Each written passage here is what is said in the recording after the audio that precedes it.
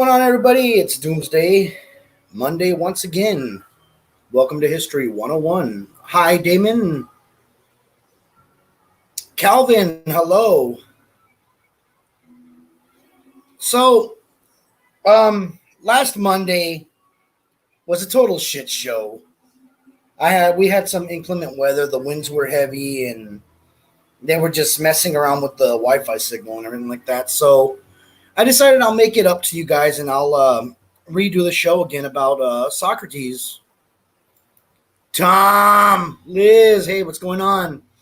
So, okay, I'm gonna get on to doing this about Socrates.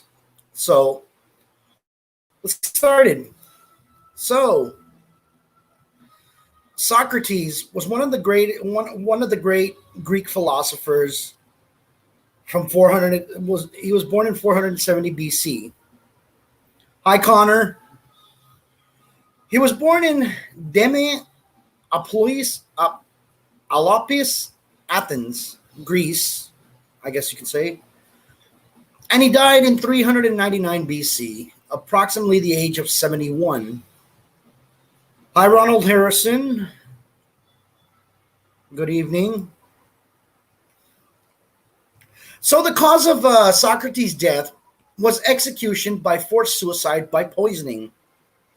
Socrates, hell yeah. As Bill and Ted would say, it's Socrates. So Socrates' spouse was Xanthippe. And he was a part of the era of the ancient Greek philosophy, which in the region was Western philosophy. And his school teachings were classical Greek philosophy. His most notable students were Plato. I keep calling him Plato. That's the Mexican in me. Sorry, guys. Plato, Xenophon, Antisthenes, Aristippus, Alcibiades, and Cytrius. And his main interests were epistemology, ethics, and theology.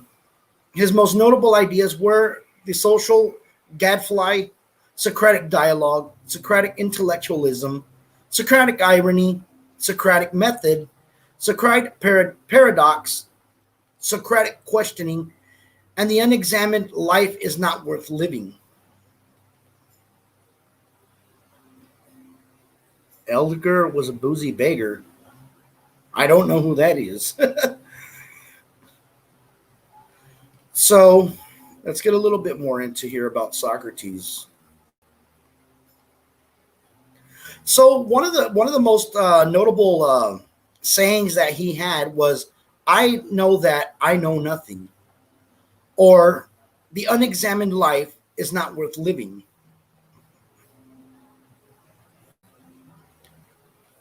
So here we go. Let's get started.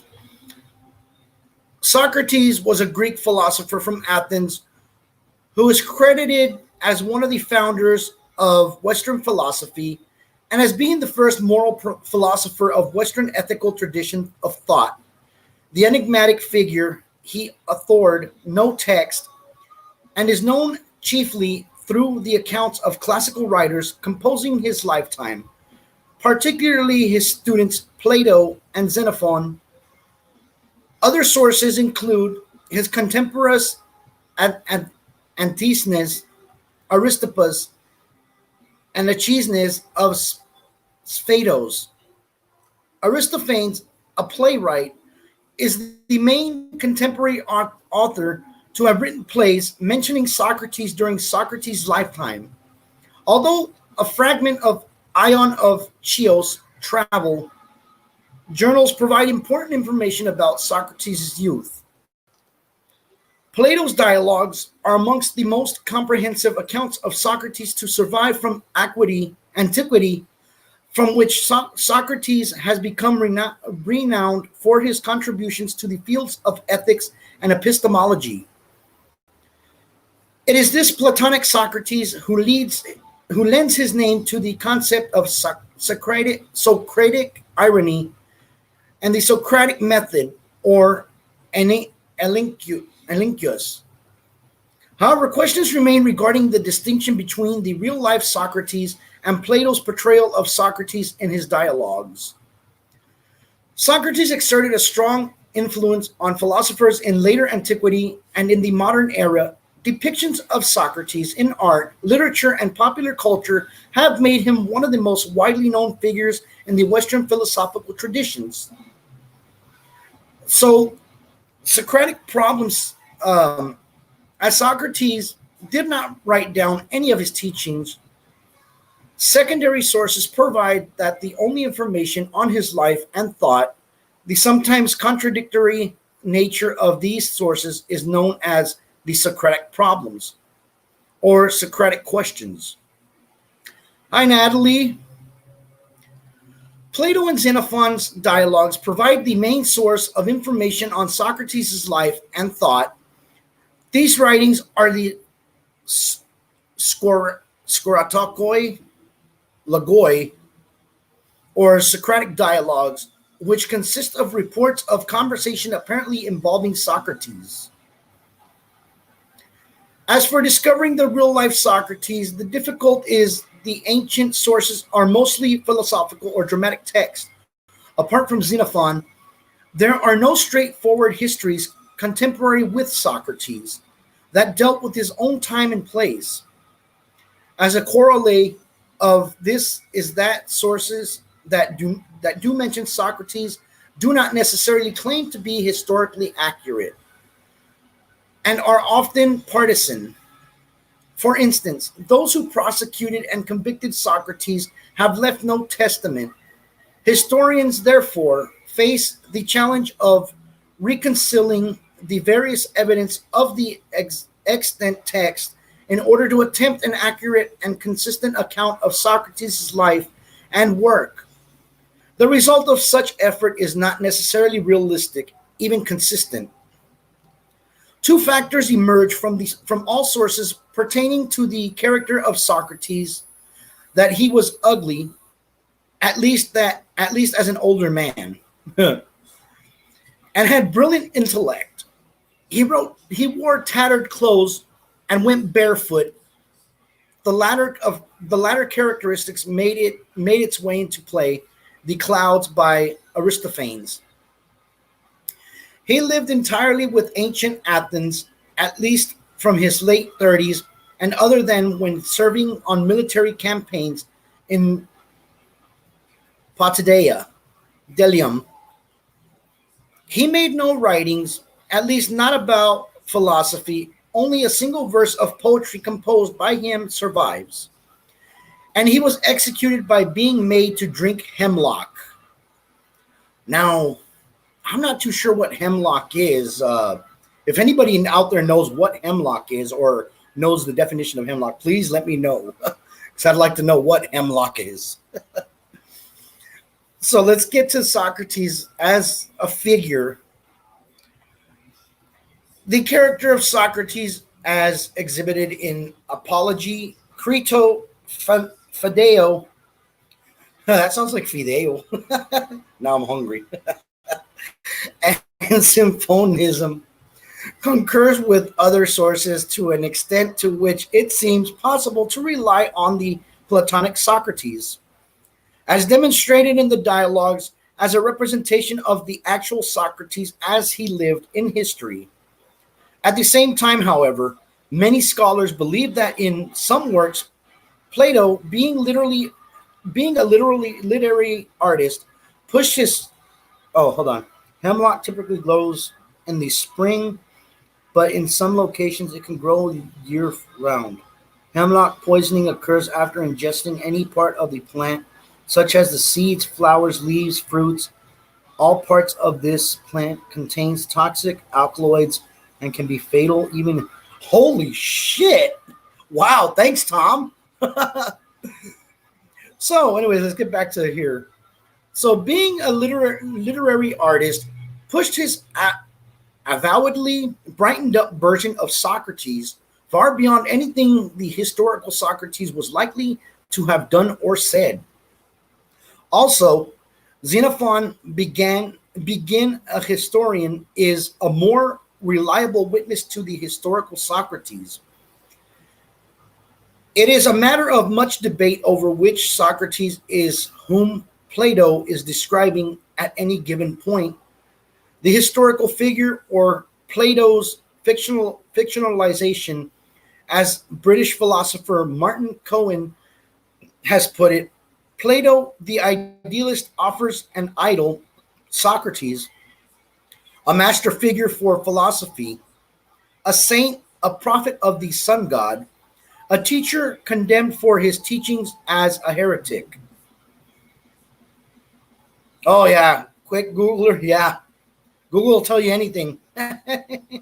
Just be careful because sometimes Google's not good on their facts either. So, but I do find that relevant what you said, Tom.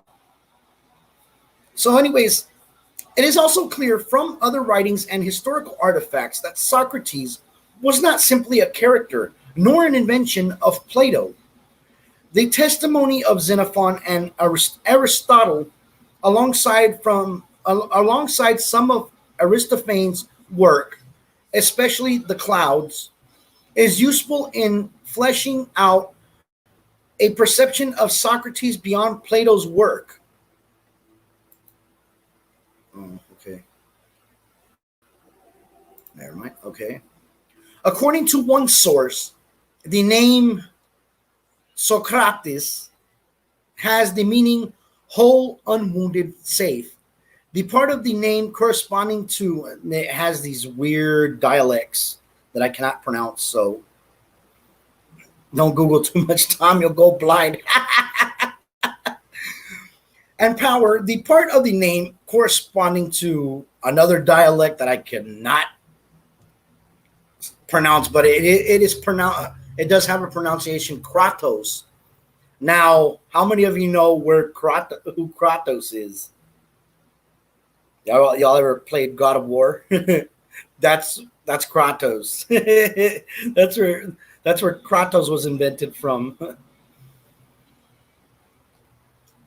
The problem with discerning Socrates' philosophical views stems from the perception of the contradictions in the statements made by Socrates in the different dialogues of Plato. In later dialogues, Plato used the character Socrates to give voice to views that were his own. These contradictions produced doubt as to the actual philosophical doctrines of Socrates within his milieu, and as recorded by other individuals. Aristotle, in his Manga Moralia, refers to Socrates in words which make it patent that the doctrine virtue is knowledge was held by Socrates. Within the metaphysics, Aristotle states Socrates occupied the search for moral virtues, being the first to search for universal definitions for them. Give me a minute. I need to drink some water. My throat's drying up. Sorry.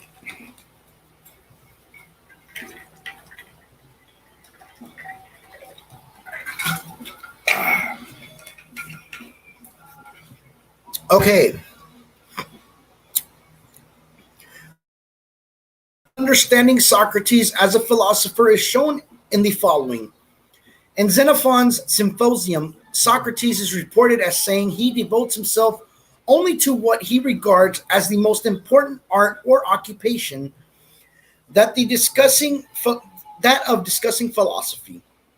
However, in the Clouds, Aristophanes portrays Socrates as running a sophist school with Xenophon. Also, in Plato's Apology and Symposium, as well in Xenophon's accounts, Socrates explicitly denies accepting payment for his teachings. More specifically, in the Apology, Socrates cites his poverty as proof that he is not a teacher. Two fragments are extant of the writings by the Pyrrhonist philosopher Timon of Philus. Pertaining to Socrates, both appear to be Timon Siliois, in which Timon ridiculed and lampooned dogmatic philosophers. Details about the life of Socrates derived from both contemporary sources and later ancient period sources. Of the contemporary sources, the greater extent of information is taken from the dialogues of Plato and Xenophon, both devotees of Socrates, and the testaments of Antisthenes and Sisthenes, Aristippus and Aeschines of Sphatos, and the lesser from the plays of Aristophanes. Later ancient period sources include Aristoxenus, Apollodorus of Athens, alive during the 2nd century BC, Cicero, alive 106 through 43 BC, and Diogenes Laertius, alive probably in the earlier half of the 3rd century AD. Yes, Tom, there is a lot of tough names. I mean, I'm not good in Greek, but hell, I try. Yeah, we would, because we're not Greek. So the sources are thought to have in part or wholly made us of the factual information of the life of Socrates available to each of them, to give their own interpretation of the nature of his teachings, giving rise to different versions in each case. For example, in Aristophanes' play, The Clouds, Socrates is made into a clown of sorts, particularly inclined towards sophistry, who teaches his students how to bamboozle their way out of debt. I wish I could have learned that stuff. However, since most of Aristophanes' works function as parodies, it is presumed that his characterization in this play was also not literal. In Phaedeo, which is the only attested source describing the death of Socrates, Plato is thought to have selected and omitted details to provide materials for his argument for the existence of the liberation of the soul from the body, an argument he possessed from learning of the ideas of Pythagoras. Now, Pythagoras, there's meaning to him. I don't know if you guys ever learned in math the Pythagorean theory. Yeah, that's where they got that theory from, was from Pythagoras. Born sometime after 606 and died sometime after 510 BC. The stated birth year of Socrates is an assumed date, so nobody really knows exactly when he was born.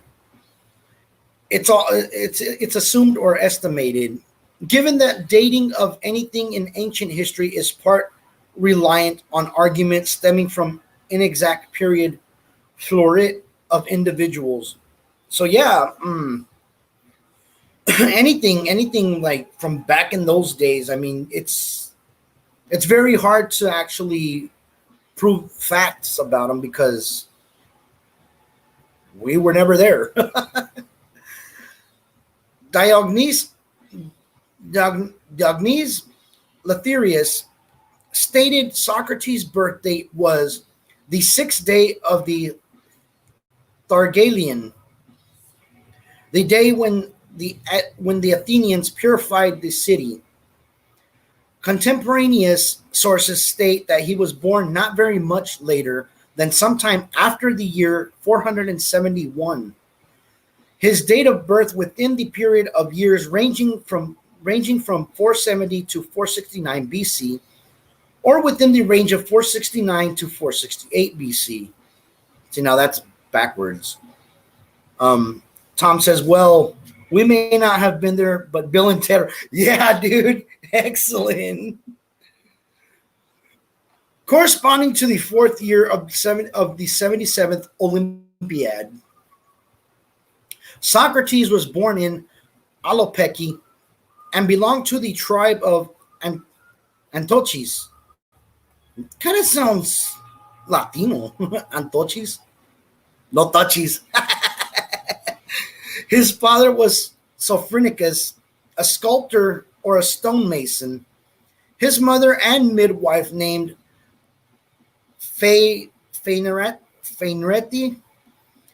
In his 50s, Socrates married Xanthippe, who was especially remembered for having an undesirable temperament. She bore for him 3 sons: Lamproclus, Sophronicus, and Menexenus, whatever. Through Aristotle claimed that the latter two were his sons by another, presumably an earlier wife, Myrto, daughter of Lysimachus, a close friend of Socrates' father, which means Myrto is likely to have been roughly Socrates' age. Wild stallions! Socrates was said to have been a stonemason, and there was a tradition in antiquity, not credited by modern scholarship, that Socrates crafted the statues of the Charybdis, which stood near the Acropolis until the 2nd century AD. Xenophon reports that because youths were not allowed to enter the Agora, they used to gather in workshops surrounding it. Socrates frequented these shops in order to converse with the merchants. Most notable among them was Simon the shoemaker. Now, here's something that you guys didn't know, and I think I covered that earlier. Socrates was actually in the military, and that's what we're going to get into right now. When he was in the military.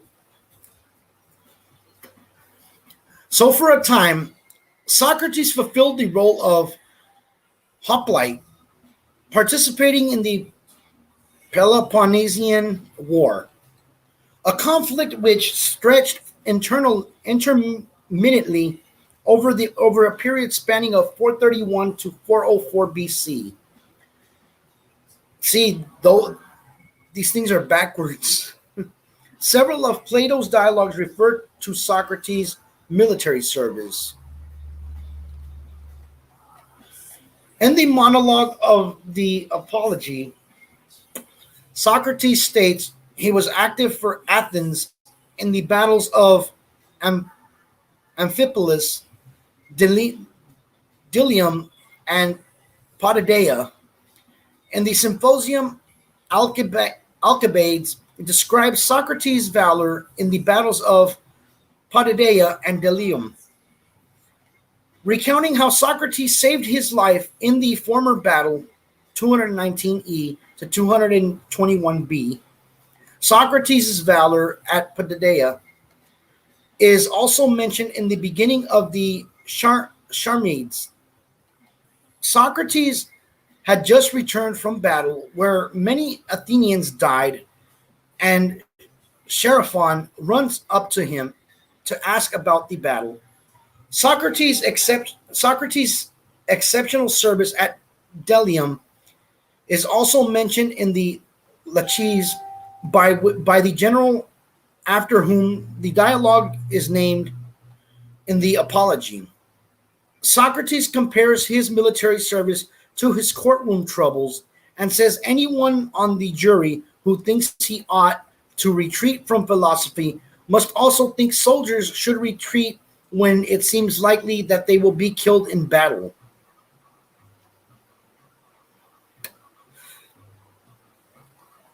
So, during 406, he participated as a member of the Boulae, That's Boule. That's the way I say it, Boule. His tribe, the Antochis, comprised the Prytany on the day when it was debated what fate should befall the generals of the Battle of Arginuse,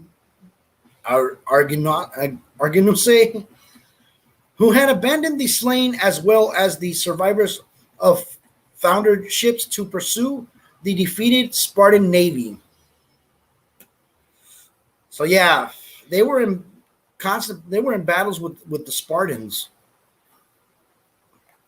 According to Xenophon, Socrates was the epistates for the debate, but Debellicu and Hatzfield think this is an embellishment because Xenophon composed the information after Socrates' death.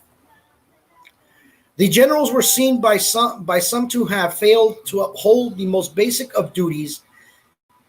I said duties. And the people decided upon capital punishment. However, when the Prytany responded by refusing to vote on the issue, the people reacted to the threats of death directed at Prytany itself. They relented, at which point Socrates alone epistates blocked the vote, which had been proposed by the Calesianus. The reason he gave that in no case would he act except accordance with the law. So Brent says, great job. Thank you, Brent. Appreciate it. The outcome of the trial ultimately judged to be a miscarriage of justice or illegal. But actually, Socrates' decision had no support from written statutory law. Instead of being reliant on favoring a Constantius of less strict and less formal nomos law, one of the generals executed was Pericles the Younger, son of Pericles, by Apizia of Miletus. Plato's analogy, parts 32c to 32d, describes how Socrates and 4 others were summoned to the Tholos and told by representatives of the oligarchy of the 30 to go to Salamis to arrest Leon the Salamanian, who was to be brought back to be subsequently executed.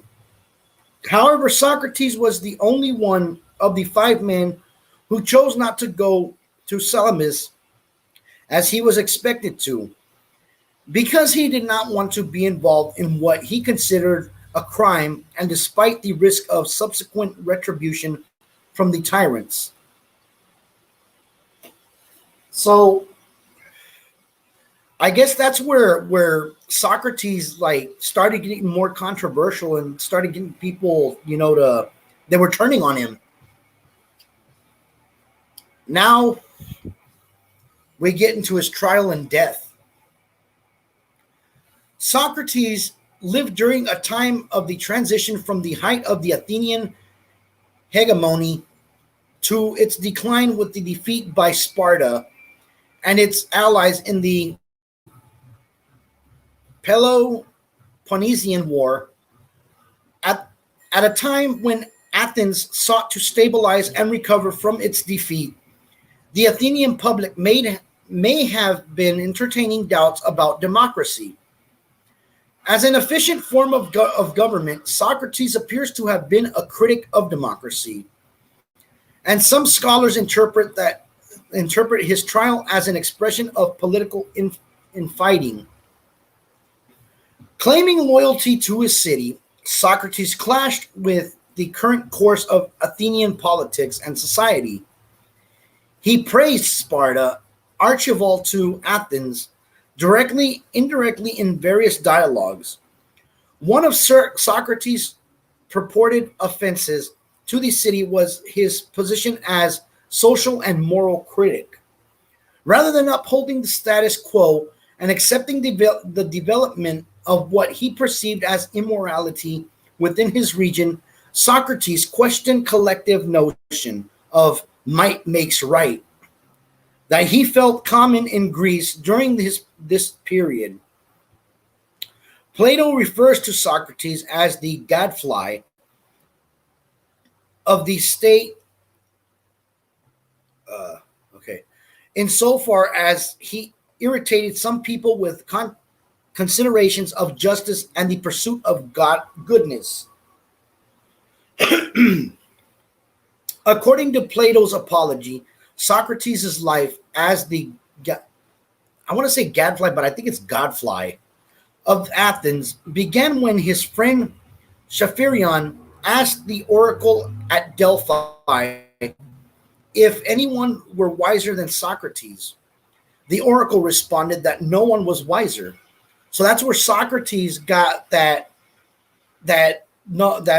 he was not wise. Socrates believed that the oracle's response was not correct because he believed he possessed no wisdom whatsoever. He proceeded to test the riddle by approaching men considered wise by people of Athens, statesmen, poets, and artisans, in order to refute the oracle's pronouncement. Questioning them, however, Socrates concluded that while each man thought he knew a great deal and was wise, in fact, they knew very little and were not wise at all. So that's when he said that man knows nothing because man is not wise. So Socrates interpreted the meaning of the oracle, while so-called wise men thought themselves wise and yet were not. He himself knew he was not wise at all, which paradoxically made him the wiser since he was the only person aware of his own ignorance. Socrates' paradoxical wisdom made the prominent Athenians he publicly questioned look like foolish, turning them against him and leading to accusations of wrongdoing. So Tom says, hard to be wise when you know very little. Pretty much. I mean, you basically find out your own ignorance. Socrates defended his role as a godfly until the end. At his trial, when Socrates was asked to propose his own punishment, he suggested a wage paid by the government and free dinners for the rest of his life instead, to finance the time he spent as Athens' benefactor. Robin Waiterfield suggests that Socrates was a voluntary scapegoat and his death was the purifying remedy for Athens' misfortunes. In this view, the token of appreciation for Asclepius, the Greek god for curing illness, the cockerel that he speaks of to seek Crito, would represent a cure for Athens' ailments. However, because a cockerel was a common thanks offering and of no great value, this interpretation has been disputed. Socrates may have only been asking Crito to remember to fulfill a vow taken for the sake of an unnamed friend who had recovered from the illness.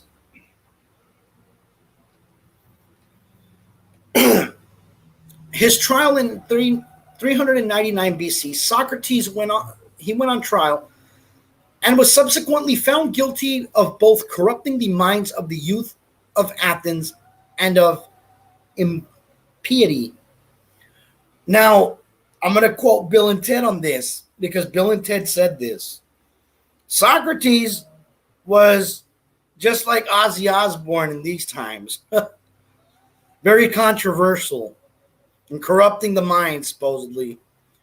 As punishment, he was sentenced to death, the drinking of a mixture containing poison hemlock. And now we go into his death. Socrates' death is described at the end of Plato's Phaedo, although Plato was not himself present at the execution. As to the veracity of Plato's account of Socrates' death it seems possible Plato emphasized certain factors while omitting others, as the Phaedeo description does not describe progress of the action of the poison. In concurrence with modern descriptions, Phaedeo states, after drinking the poison, Socrates was instructed to walk around until his legs felt numb. After he lay down, the man who administered the poison pinched his foot, and Socrates could no longer feel his legs. The numbness slowly crept up his body until it reached his heart. Oh my God. It's brutal. Socrates chose to cover his face during the execution, 118a6 Phaedeo. According to Phaedeo 61c, 69e, Socrates stated that all of philosophy training for death, Socrates' last words are thought to be possibly sincere or possibly ironic, in the sense that was about to be cured of the sickness of morality. So Brent says, damn, yeah. And it states his last words here to Crito, but they're in dialect, and I'm not about to try and decipher that. So, but yeah, he did say some words. If anybody can look that up, I mean, be my guest, look it up, because there's no translation to it. There are several different translations. According to this, it says, Crito, we owe a rooster to Asclepius. Please don't forget to pay the debt. Crito, we owe a oh God, we owe a cock to Asclepius. Do not block me, Facebook, because I said that. It actually says we owe a cock. Pay it and do not neglect it. Crito, we owe a cock to Asclepius. Oh my God. I'm so going to get banned for this, man. Shit. Make this offering to him and don't forget it. So, Socrates' refusal to escape is up next. Excuse me. Socrates turned down Crito's pleas to attempt to escape from prison. Xenophon and Plato agreed that Socrates had an opportunity to escape. As his followers were able to bribe the prison guards, there have been several suggestions offered as reason why he chose to stay. Reason number one, he believed such a flight would indicate a fear of death, which he believed no true philosopher has. Number two, if he fled Athens, his teachings would fare no better in another country, as he would continue questioning all he met and undoubtedly incur their displeasure. Number three, having knowingly agreed to live under the city's law, he implicitly subjected himself to the possibility of being accused of crimes by its citizens and judged guilty by its jury. To do otherwise would have caused him to break his social contract with the state, and as to harm the state, an unprincipled act. Number four, if he escaped at the instigation of his friends, then his friends would become liable in law. The full reasoning behind his refusal to flee is the main subject of the Credo. Insomuch as Socrates drank hemlock, willing without complaint, having decided against fleeing, has suggested that in truth Socrates chose to commit suicide. So we're going to get into a little bit of Socrates' philosophy. The first we're going to get into is Socratic method. Perhaps his most important contribution to the Western thought is his dialect method of inquiry, known as the Socratic method or method of Elenchus. which he largely applied to the examination of key moral concepts as the good and justice. It was first described by Plato in the Socratic dialogues. To solve a problem, it would be broken down into a series of questions, the answers to which gradually distill the answer a person would seek. The development and practice of this method is one of Socrates' most enduring contributions and is a key factor in him earning his mantle as the father of political philosophy, ethics, or moral philosophy, and as a figurehead of all central themes in Western philosophy. The Socratic method has often been considered as defining element of American legal education. It also has been described as an important component of cognitive behavioral therapy. To illustrate the use of Socratic method, a series of questions are proposed to help a person or group determine their underlying beliefs and the extent of their knowledge. The Socratic method is a negative method of hypothesis elimination. In the better hypotheses are found by steadily identifying and eliminating those that lead to contradictions. It was designed to force one to examine one's own beliefs and the validity of such beliefs. An alternative interpretation of the dialect is a method for direct perception of the form of the good. Philosopher Karl Popper describes the dialects as the art of intellectual intuition, of visualizing the divine originals, the form or ideas, of unveiling the great mystery behind the common man's everyday world of appearances. In a similar vein, French philosopher Pierre Hadot suggests that the dialogues are a type of spiritual exercise. Hadot writes, in Plato's view, every dialectal exercise, precisely because an exercise of pure thought, subject to the demands of the logos, turn the soul away from the sensible world and allows it to convert itself towards the good. Socrates' beliefs, as a distinct from those of Plato, are difficult to discern. Little in the way of concrete evidence exists to demarcate the two.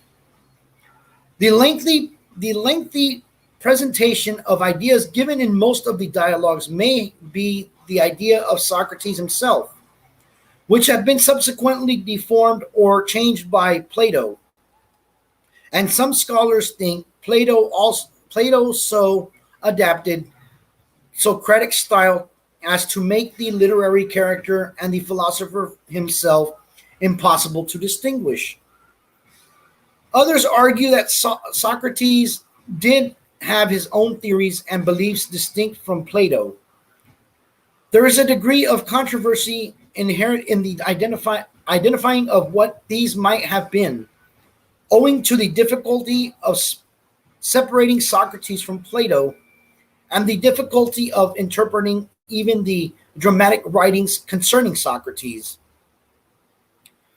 Consequently, distinguishing the philosophical beliefs of Socrates from those of Plato and Xenophon has not proven easy. So it must be remembered what is attributed to Socrates might actually be more specific concerns of these two thinkers instead. The matter is complicated because historical Socrates seems to have been notorious for asking questions but not answering, claiming to lack wisdom concerning the subjects about which he questioned others. If anything in general, it can be said about the philosophical beliefs of Socrates, it is that he was morally, intellectually, and politically at odds with many of his fellow Athenians. When he is on trial for heresy and corrupting the minds of the youth of Athens, he uses his method of elenkos to demonstrate the jurors that their moral values are wrong-headed. He tells them that he tells them they are concerned with their families, careers, and political responsibilities when they ought to be worried about the welfare of their souls. Socrates' assertion that the gods had singled him out as divine emissary seemed to provoke the irritation, if not outright ridicule. Socrates questioned the sophistic doctrine that arete, virtue, can be taught. He liked to observe the successful fathers, such as the prominent military general Pericles, did not produce sons of their own quality. Socrates argued that moral excellence was more a matter of divine bequest than parental nature. This belief may have contributed to his lack of anxiety about the future of his own sons. Also, according to A. Long, there should be no doubt that despite his claims to know only that he knew nothing, Socrates had strong beliefs about the divine. And citing Xenophon's Memorabilia 1.4.3, according to Xenophon, he was a theologist who held that God arranges everything for the best. So I'm guessing that that's where the saying came from. God does things for a reason. Socrates frequently says that his ideas are not his own, but his teachers. He mentions several influences like Porticus and Rhetor and Anaxagoras, the philosopher. Perhaps surprisingly, Socrates claimed to have been deeply influenced by two women besides his mother. He says that Diotima, a witch and priestess from Manatea, taught him all he knows about eros or love, and that Apasia, the mistress of Pericles, taught him the art of rhetoric. So I'm guessing that rhetoric, that person rhetoric or whatever, that's where we got rhetorical questions, right? John Burnet argued that his principal teacher was the Anaxagorean Archelaus, but his ideas were, as Plato described them. Eric A. Havelock, on the other hand, did not accept the view that Socrates' view was identical with that of Archelaus, in large part due to the reason of such anomalies and contradictions that have surfaced and post-dated his death. So we're going to get into the paradoxes now. Many of the beliefs traditionally attributed to the historical Socrates have been characterized as paradoxical. Because they seem to conflict with common sense, the following are among the so-called Socratic paradoxes. No one desires evil. No one errs or does wrongly, willingly or knowingly. All virtue is knowledge. Virtue is sufficient for happiness. The term Socratic paradox can also refer to as self-referential paradox, originating in Socrates' utterance, what I do not know, I do not think I know, often paraphrased as, I know that I know nothing. The statement, I know that I know nothing, is often attributed to Socrates based on statements in Plato's Apology. The conventional interpretation of this is that Socrates' wisdom was limited to awareness of his own ignorance during the academic skeptic period of the Platonic Academy. The academics based their philosophical skepticism on Socrates' comments in the Phaedo, section 64 through 67, in which Socrates discusses knowledge is not accessible to mortals. Socrates' virtuousness to require to or consist phronesis through sense of judgment, practical wisdom, and prudence. Therefore, he believed wrongdoing and behavior was not virtuous, resulted from ignorance, and that those who did wrong knew no better. So that's what he believed in. Okay, where was I? Oh, damn it, I lost my place. Oh, the one thing Socrates claimed to have knowledge of was the art of love. This assertion seems to be associated with the word erotan. Fideo. Fideo. Do you like me? Me want to go home. Which means to ask questions. Therefore, Socrates is claiming to know about the art of love, and so far, he knows how to ask questions. So yeah, he was really good at asking questions.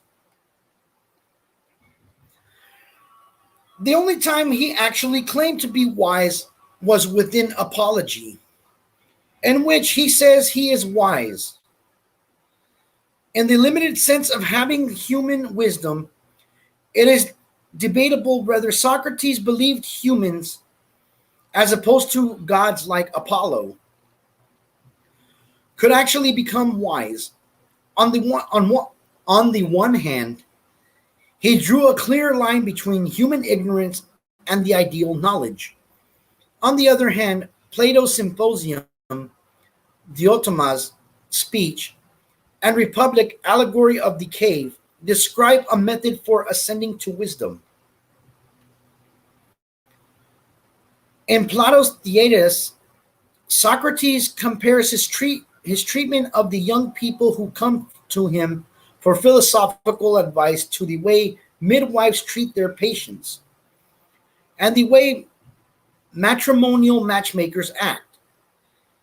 He says that he himself is a true matchmaker and that he matches the young man to the best philosopher for his particular mind. However, he carefully distinguishes himself from a panderer or procurer. This distinction is echoed in Xenophon's Symposium 3.20, when Socrates jokes about his certainty of being able to make a fortune if he chose to practice the art of pandering for his part as a philosophical interlocutor. He leads his respondent to a clearer conception of wisdom, although he claims he is not himself a teacher.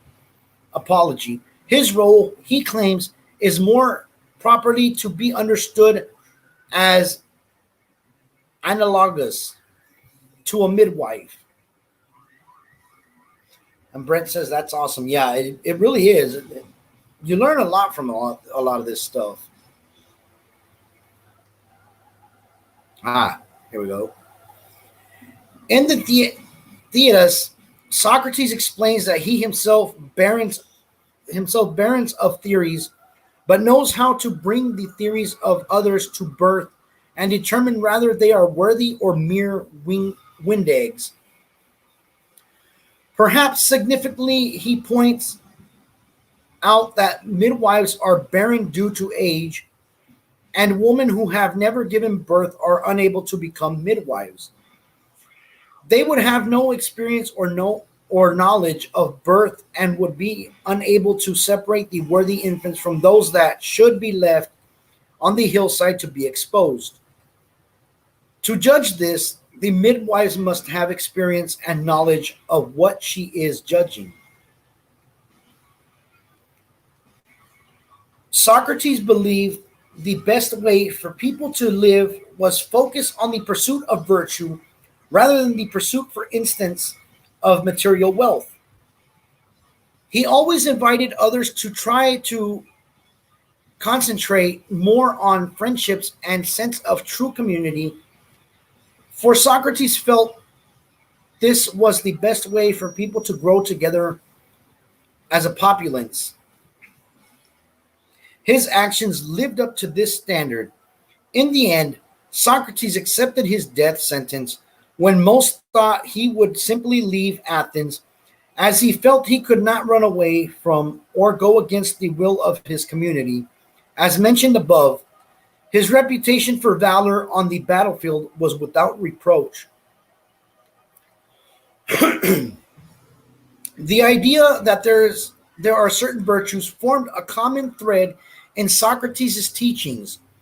These virtues represented the most important qualities for a person to have, foremost of which were the philosophical or intellectual virtues. Socrates stressed that the unexamined life is not worth living, and ethical virtue is the only thing that matters.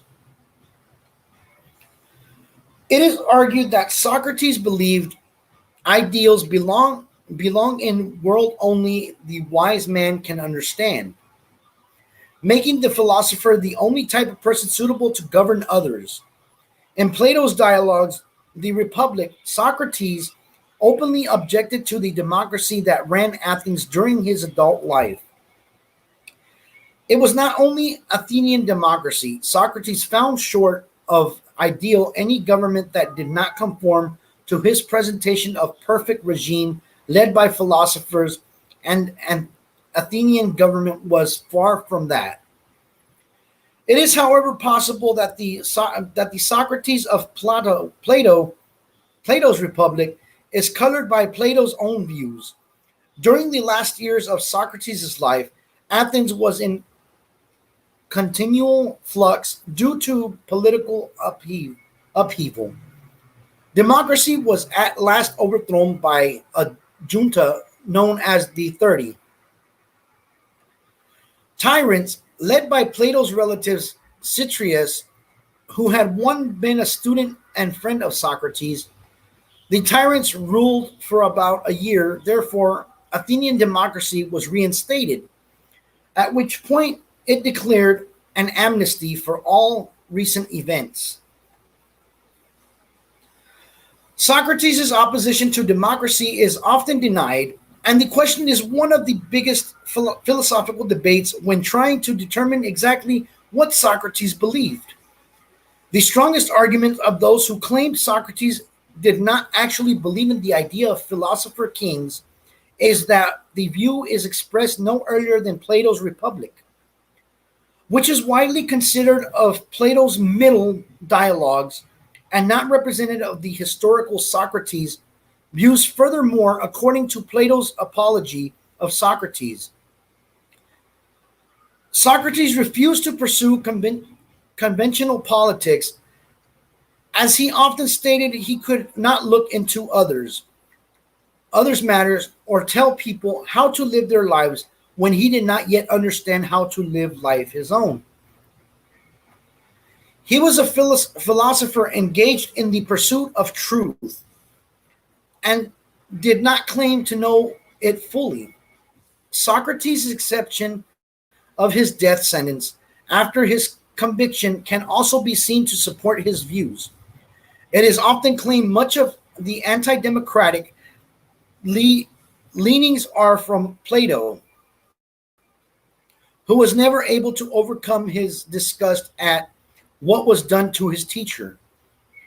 In any case, it is clear Socrates thought the rule of the 30 tyrants was also objectionable. When called before to them to assist in the arrest of fellow Athenians, Socrates refused and narrowly escaped death before the tyrants were overthrown. He did, however, fulfill his duty to serve as Pyritanus when a trial of a group of generals who proceeded over disastrous naval campaign were judged. Even then, he maintained uncompromising attitude, being one of those who refused to proceed in a manner not supported by the laws. Despite intense pressure, judging by his actions, he considered the rule of the 30 tyrants less legitimate than the democratic Senate that sentenced him to death.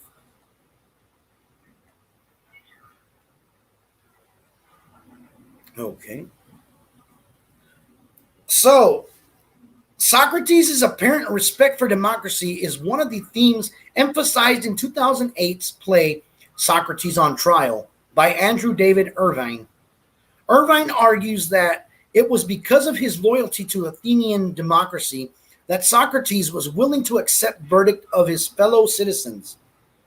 As Irvine puts it, during a time of war and great social intellectual upheaval, Socrates felt compelled to express his views openly, regardless of consequences.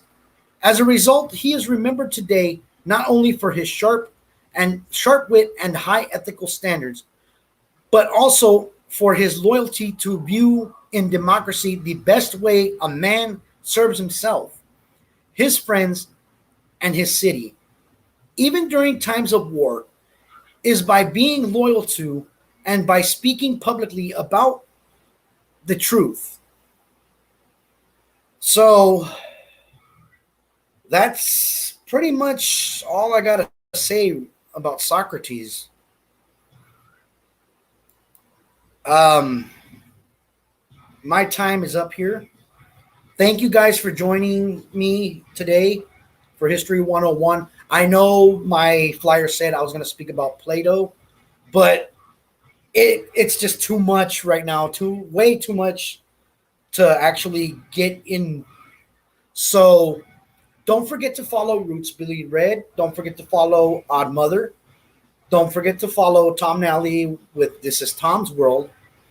Don't forget to follow and like Cemetery Joe and everybody else in the Psycho Bunny Collective.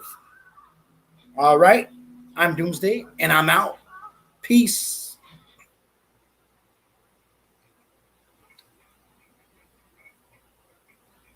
Oh, also WLFEDB. Don't forget to like and follow them too.